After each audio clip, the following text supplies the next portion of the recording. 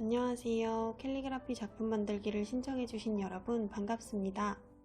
지금 영상을 보고 계신 여러분들 모두 사전에 강점검사를 진행해 주셨을 텐데요. 강점검사는 개인의 고유한 강점을 찾아 행복하고 가치 있는 삶을 안내하는 긍정심리학을 바탕으로 개인의 성격 강점을 파악할 수 있는 검사입니다. 여러분 모두 사전에 검사를 통해 개인의 5가지 강점을 발견하셨을 텐데요. 성격 강점이란 자아 실현을 돕고 삶의 기여를 높이는 도덕적으로 가치 있는 성격적 특성을 의미합니다. 그럼 오늘은 자신의 강점을 오래 기억하고 활용하실 수 있도록 캘리그라피를 활용하여 개인의 강점을 기록하는 시간을 가져보겠습니다. 모두 사전에 택배로 키트를 받아 보셨을 텐데요. 먼저 키트 구성품을 살펴보겠습니다. 키트에는 혼자서도 따라하기 쉬운 캘리그라피 도서, 5가지 종류의 펜을 보관할 수 있는 필통, 작품을 꾸미기 위한 프리저브드 플라워와 데코 스티커, 캘리그라피를 작성할 엽서, 작품을 보관할 수 있는 관액자로 구성되어 있습니다. 꽃은 안개꽃 보존화와 미스티 블루로 준비했는데요. 프리저브드 보존화는 꽃을 오래도록 보관할 수 있도록 특수 용액 처리한 꽃을 의미하며 시간이 지나면 색은 다소 바rer 수 있습니다. 캘리그라피 붓펜을 사용할 때에는 먼저 가운데 있는 노란색 링을 제거해 줍니다. 볼펜을 다시 결합하고 뚜껑을 열어보시면 붓펜의 끝이 하얀색인데요. 펜의 가운데 부분을 손으로 꾹 눌러주시면 앞쪽으로 잉크가 채워지는 것을 확인하실 수 있습니다. 본격적으로 글쓰기에 앞서 먼저 선 연습을 해보겠습니다. 왼쪽부터 오른쪽으로 천천히 가늘고 일정한 두께의 선을 그어주세요. 최대한 선과 선 사이의 간격을 신경 써주시면 됩니다. 이렇게 선을 긋는 연습을 반복하시면 나중에 글씨를 쓸 때에도 많은 도움이 됩니다. 선 연습을 하시다 보면 펜의 굵기를 조절하는 게 점점 익숙해지실 거예요. 이렇게 간격이 너무 좁아지거나 너무 넓지 않도록 유의해서 작성해주세요. 수평선 연습이 끝나셨다면 이번에는 수직선도 동일하게 위에서 아래로 선을 그어보세요. 선의 간격과 선의 굵기를 신경 쓰면서 반복적으로 연습을 해주시면 됩니다. 아직 붓펜 사용이 익숙하지 않으시기 때문에 충분한 연습이 필요합니다. 이렇게 선을 긋다 보면 끝이 뭉쳐지는 경우가 생기는데요. 다시 한번 마음을 집중해서 천천히 연습을 해보도록 하겠습니다. 그럼 이번에는 각자의 강점을 떠올리면서 글자의 초성, 중성, 종성을 강조하는 단어 연습을 해보겠습니다. 꽃이라는 단어를 예로 들어볼 텐데요. 꽃이라는 글자를 우선 평범하게 적어볼게요. 꽃의 쌍기역은 초성이 될 수 있고요. 오는 중성, 마지막 받침 치읓은 종성이라고 할 수 있습니다. 꽃을 각각 초성, 중성, 종성을 강조하는 글씨를 쓰면서 비교를 해보겠습니다. 먼저 초성을 강조한 글씨입니다. 쌍기역을 굵고 힘있게 적어주시고 중성과 종성은 가는 글씨로 적어주세요. 종성을 강조한 글씨를 쓸 때에는 초성 쌍기역을 작고 얇게, 중성을 굵고 힘있게, 그리고 마지막 종성도 얇고 평범한 글씨로 적어주시면 됩니다. 마지막으로 종성을 강조한 글씨를 적어볼게요. 초성과 중성, 쌍기역과 오는 평범하고 얇게 표현을 해주시고요. 마지막으로 받침, 종성에서 굵고 힘있게 표현해 봤습니다. 같은 글자를 활용해서도 초성, 중성, 종성을 강조하면 이렇게 다양한 느낌을 표현하실 수 있습니다. 이번에는 직접 강점을 적어보겠습니다. 끈기라는 단어를 먼저 적어볼게요. 초성을 강조하면서 끈을 작성하고 따라오는 기를 평범하게 작성해 보도록 하겠습니다. 다음으로는 용기라는 단어를 적어볼게요. 용의 첫 초성 이응을 강조하고 나머지는 작고 평범하게 적어봤습니다. 마지막으로 책임이라는 단어를 쓸 텐데요. 첫 획을 과감하게, 책의 첫 초성을 크게 썼고 나머지를 평범하게 적었어요. 여러분의 강점도 이렇게 첫 초성을 강조하면서 연습해 보세요. 다음에는 중성을 강조하는 단어 연습을 해보겠습니다. 먼저 감탄이라는 글자를 써보도록 하고요. 다음으로는 창의라는 글자를 써볼게요. 그리고 탐구도 중성을 강조하면서 표현을 해보겠습니다. 마지막으로 희망의 중성은 의가 중성이 될 수 있겠죠. 이렇게 중성을 강조하는 연습을 해봤습니다. 마지막으로 종성을 강조하는 연습을 해보겠습니다. 먼저 진솔이라는 단어를 적어보도록 할게요. 진솔이라는 단어를 적어봤고요. 동일하게 같은 단어를 적어볼 텐데요. 이번에는 뒷단어의 종성을 강조해 볼게요. 이번에는 친절이라는 단어의 앞단어 종성을 강조해 보겠습니다. 그리고 동일하게 친절이라는 단어의 종성을 강조해 보도록 하겠습니다. 이번에는 종성을 조금 더 강조하는 단어를 적어 보도록 하겠습니다. 초월이라는 단어를 적어 볼 텐데요. 초는 작고 평범하게, 월의 종성에 획의 강조점을 주면서 이 단어의 의미 자체를 캘리그라피로 표현해 보았습니다. 이번에는 획의 변형에 대해서 이야기해 볼 텐데요. 통찰이라는 단어를 적어 보도록 할게요. 통찰은 찰의 첫 획을 강조하면서 적어 보겠습니다. 그리고 나머지는 평범하게 작성을 했습니다. 이번에는 신념이라는 단어를 적어 볼 텐데요. 신념이라는 글자는 원래 이렇게 평범하게 적을 수 있죠. 그런데 니은이라는 중복된 받침 그리고 초성을 활용해서 니은을 한 번만 쓰면서도 이 단어를 표현할 수 있습니다.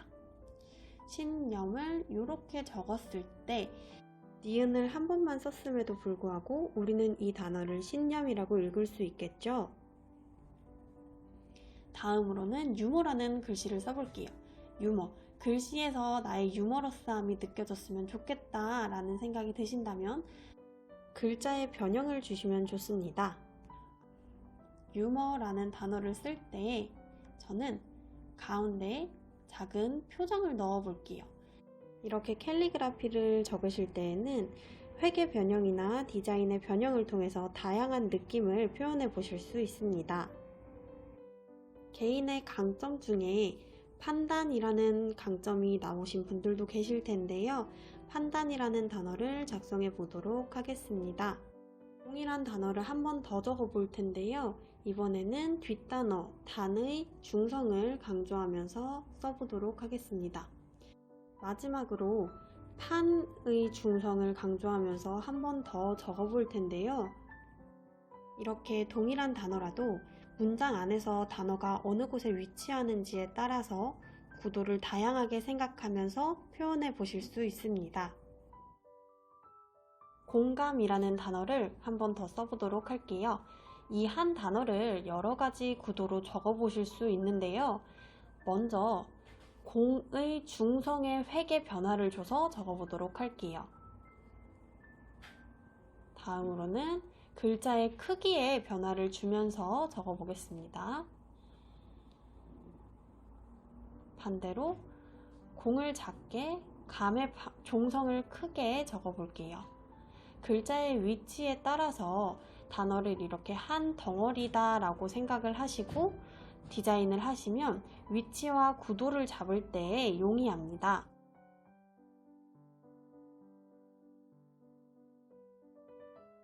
이번에는 모나미 붓펜을 활용해 보도록 하겠습니다.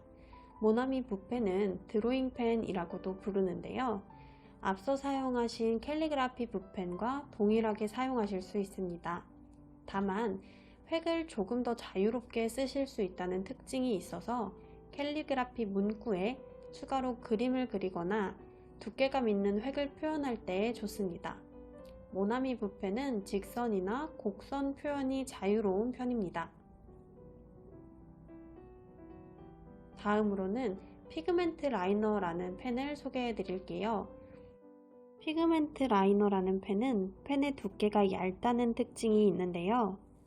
때문에 여러분께서 글씨를 쓰실 때에 붓펜을 사용하실 때처럼 두께를 강조하기보다는 선을 강조하는 표현을 하실 때에 사용하시면 좋습니다. 끈기라는 강점이 나오신 분들을 위해서 작품을 만드실 때 활용하실 수 있는 문구를 한번 작성해 볼 텐데요. 끈기는 최고의 기질이며 인내는 고결한 마음의 열정이다 라는 문장을 써보도록 하겠습니다. 먼저 최라는 단어의 첫 획을 변형해서 강조하고 기질의 종성은 속도감 있게 작성해 볼게요. 다음으로 인내와 고결이라는 단어가 나올 텐데요. 저는 두 단어에서 각각의 첫 글자를 강조하면서 표현해 봤습니다. 다음으로 나오는 문장에도 앞서 배우셨던 것처럼 초성, 중성, 종성을 각각 활용하면서 표현해 보시면 좋겠습니다. 이렇게 문장을 쓰실 때에는 각 단어에서 변형을 줄 강조점과 획을 먼저 생각하시면서 문장의 구도를 사전에 생각해 보시는 게 좋습니다.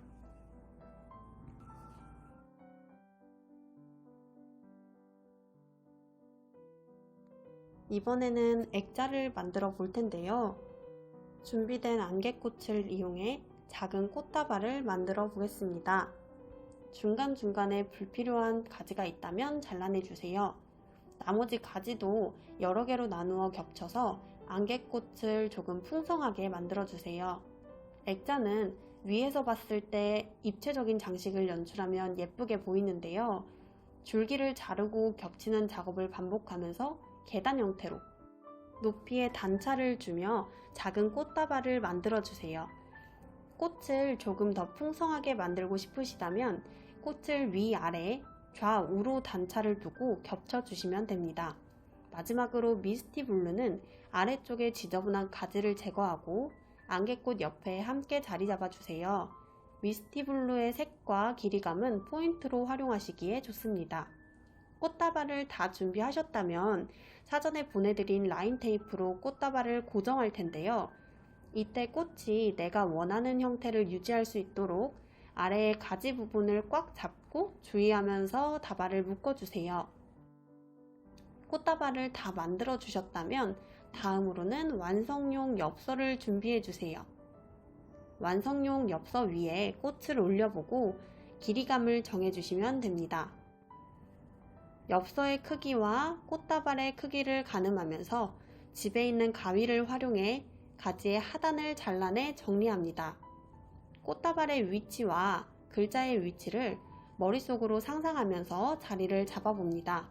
저는 엽서의 왼쪽에 꽃을 위치하고 오른쪽에 글씨를 써보겠습니다. 가지를 잘라내고 아래의 지저분한 부분을 정리해주세요. 이후에 라인 테이프로 꽃을 고정하면 되는데요. 바로 고정할 경우에는 글씨를 쓰기 불편하기 때문에 글씨를 먼저 쓴 후에 꽃을 고정하도록 하겠습니다. 꽃다발을 모두 완성한 뒤에는 엽서 위에 꽃의 위치와 글자의 구도를 잡고 글씨를 써내려 가시면 됩니다. 글씨를 쓰실 때에는 다음 획의 굵기를 생각하면서 획의 크기, 길이에 집중하며 천천히 써내려 갑니다. 붓의 각도나 두께에 집중해 보세요. 혹시 실수를 하시더라도 붓펜을 덧칠할 수 있으니까요. 부담은 내려놓으시고 글을 써내려가 보세요. 굵기와 획의 변화를 주면서 나의 강점을 활용한 문구를 적어보세요. 처음부터 구도를 잡기 어려우시다면 연필로 구도의 밑작업을 해두셔도 좋은데요. 단 연필 자국을 지울 때 붓펜이 번질 수 있기 때문에 밑작업은 최소화해 주시는 게 좋습니다. 관액자를 활용할 때 글씨 바깥의 여백이 0.5cm는 있어야 하는데요. 그래야 작품을 액자에 넣었을 때 프레임에 글씨가 가려지지 않습니다. 글씨를 다 적어주셨다면 기존에 생각하셨던 위치에 꽃을 올려두고 라인 테이프를 이용해서 꽃을 완전히 고정해줍니다. 마지막으로 완성된 작품과 관액자를 함께 준비해주세요. 완성된 작품은 관액자에 뒤집어서 넣어주시고 먼저 제거해 두었던 유리를 넣어서 작품 뒤편을 평평하게 고정합니다. 안쪽에 들어있던 종이는 제거해 주세요. 스탠드의 방향을 생각하면서 액자를 완성해 주세요. 고정하기 위한 부분은 날카로울 수 있으니 조심해서 액자를 완성해 주시면 됩니다. 액자를 완전히 고정하면 강점을 활용하는 캘리그라피 작품이 완성되었습니다. 이렇게 각자의 강점을 활용한 문구를 고민하고 작품을 만들어 보셨는데요. 주변의 인테리어 소품으로 활용하시면서 여러분의 소중한 강점을 오래도록 기억하시기 바랍니다.